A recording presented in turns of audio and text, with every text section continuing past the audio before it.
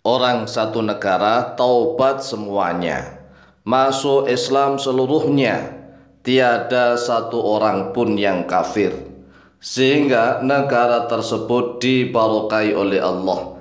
Negara yang barokah, penduduknya sejahtera, adil, makmur, sentosa. Di manakah negara tersebut? Assalamualaikum warahmatullahi wabarakatuh.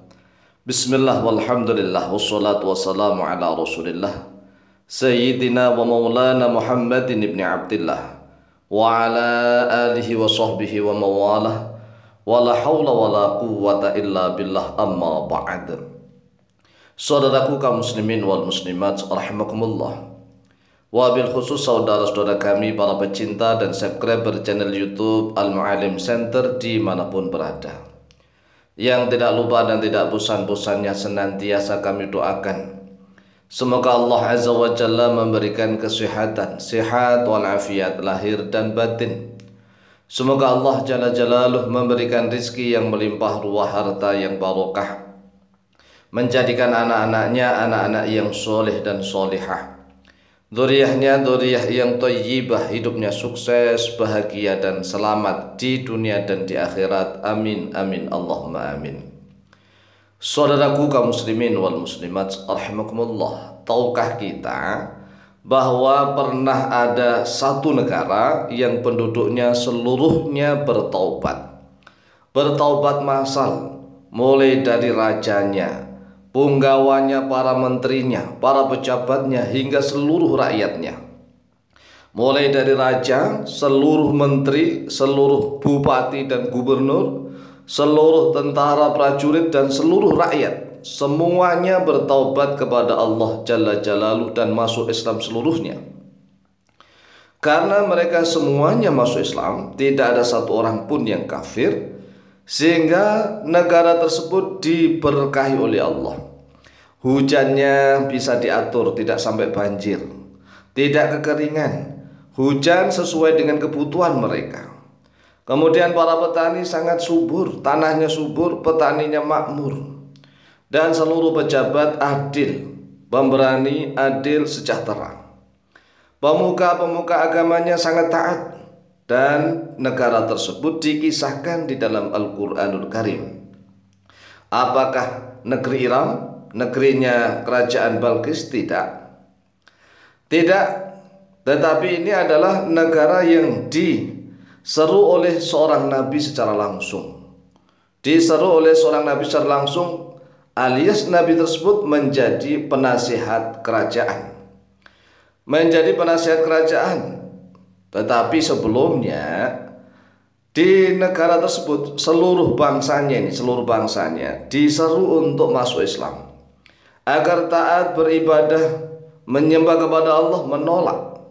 Jadi pada awalnya ini seluruh bangsa di negara tersebut menolak, sehingga sang nabinya seolah-olah putus asa, seolah-olah tapi tidak putus asa ya. Seolah-olah putus asa, kemudian marah-marah, jengkel, dongkol. Kemudian beliau pergi meninggalkan bangsanya. Dan tatkala pergi beliau naik perahu. Akan naik perahu nih. Ternyata di dalam perahu terjadilah badai angin, ombak besar. Dan kalau awak kapal perahu tersebut dikurangi, maka badai akan reda. Maka diundilah nama-nama awak kapal. Nama-nama awak kapal ditulis nama-namanya, kemudian diundi siapa yang namanya dikocok jatuh, itulah yang akan dibuang ke laut. Nah, ini sudah mulai tahu nih, ini kisah siapa ini? Ya, kisah siapa ini? Ternyata muncullah nama sang nabi ini. Setelah dikocok muncul nama nabi ini, akhirnya nabi ini dibuang di laut. Dan anehnya, tatkala dibuang di laut itu, tiba-tiba reda. Badainya reda, ombak yang menggulung-gulung itu reda. Dan kejadian ini sama dengan di penduduk negeri tersebut. Jadi kisahnya tatkala sang nabi itu mulai pergi dari kampungnya, dari negerinya, maka di langit itu menghitam sekali. Seluruh cakrawala tertutup dengan mendung, petir, badai. petir badai yang sangat menakutkan. Kemudian karena memang di awang-awang, di cakrawala, di langit, mendung yang menggulung-gulung itu, yang menakutkan itu menyebar mulai dari daratan sampai lautan. Nah inilah mengapa sang perahu itu tadi terombang-ambing. Perahunya terombang-ambing dan harus ada yang dibuang dari awak kapal yang ada di perahu itu. Ini sama dengan kejadian yang ada di negeri itu tadi, karena memang jaraknya belum jauh. Nah tatkala mendung itu menggulung-gulung, hujan badai ingin menghancurkan negeri itu dan sekitarnya, tiba-tiba ini kuasa Allah, tiba-tiba penduduk negeri tersebut dipimpin sang raja langsung untuk bertaubat kepada Allah. Sang raja memimpin dengan menteri-menterinya, pengawalnya, gubernur, bupatinya. Semua rakyat diajak untuk keluar untuk bertaubat kepada Allah. Bertaubat sungguh-sungguh. Karena apa?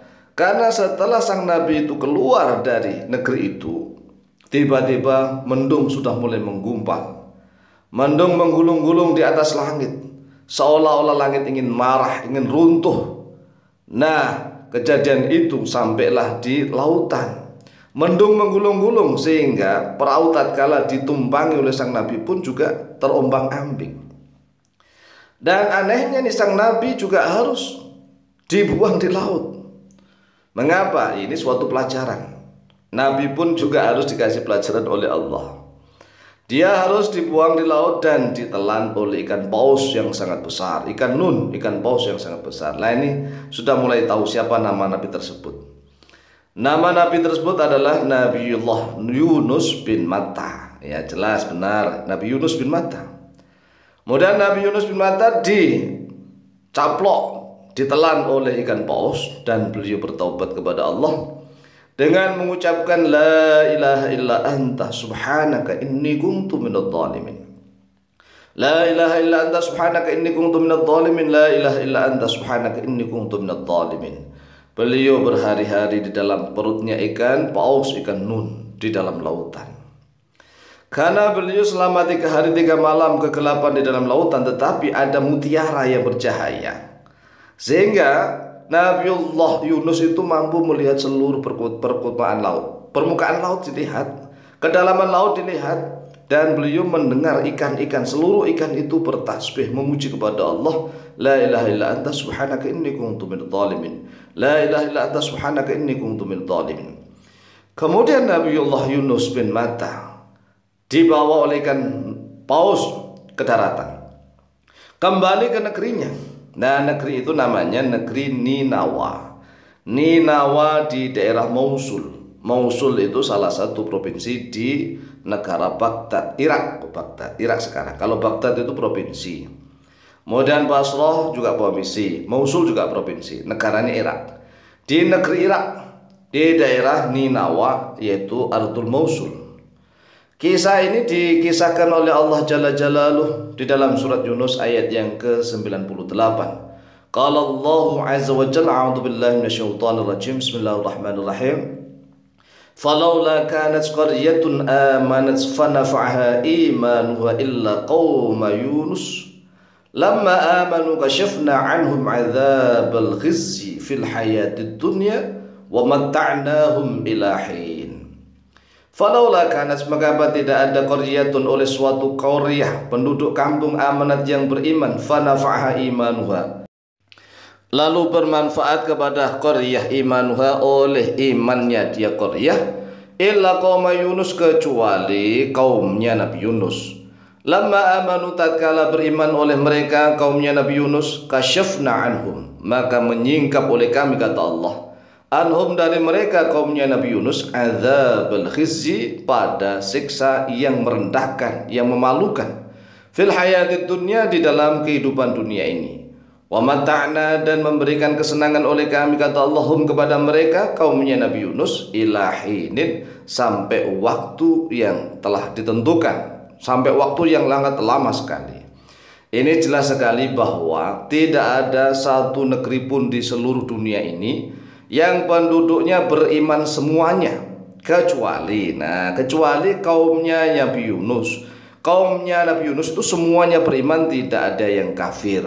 Demikianlah kisah ini, lebih kurangnya mohon maaf. Wallahu taala a'lamu bishawab.